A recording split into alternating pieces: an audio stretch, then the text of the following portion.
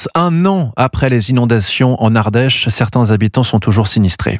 À Limony, le plus gros des dégâts avait été constaté. Un pont avait cédé sous la force des eaux, provoquant une vague qui avait submergé une partie du village. Plusieurs habitants se retrouvent encore sans maison.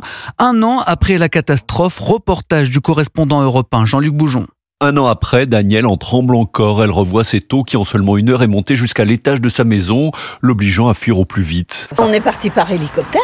De toute façon, on n'avait pas le choix. Et il y avait 2,50 m. On nous a électroyés. Puis mon mari était dans le garage, lui. Il est resté bloqué dans le garage. Il est sorti à la nage. Oui, ça a été compliqué. Danielle n'est revenue chez elle qu'en mai dernier. Son voisin Eric, lui, n'a pas eu cette chance. Il n'a pas encore réemménagé chez lui. Il a fallu tout casser, donc on casse tout et on refait. On est dans les peintures, les carrelages. Mais bon, on en a encore bien pour au moins 1 mois, 1 mois et demi. On espère y être là pour Noël. Ça s'est passé en l'espace d'1 demi-heure. J'ai vu arriver l'eau le long de la montagne et là c'est une vague qui est arrivée et qui a rempli. Moi j'ai eu le temps de partir avec mon véhicule. Aujourd'hui, beaucoup de travaux ont été faits dans le village, mais certains habitants comme Johan sont toujours très préoccupés. Les tonnes d'arbres qui restent encore au bord de rivière, c'est inquiétant quoi. Vous dites quoi? Ça peut recommencer s'il y a à nouveau des grosses pluies? Là si le lit déborde, ça refera exactement la même chose. Un habitant qui dénonce la lenteur des travaux d'entretien de la rivière, mais aussi celle des indemnisations des assurances, alors pourtant que l'état de catastrophe naturelle a été reconnu. Limony, Jean-Luc Boujon, Europe 1.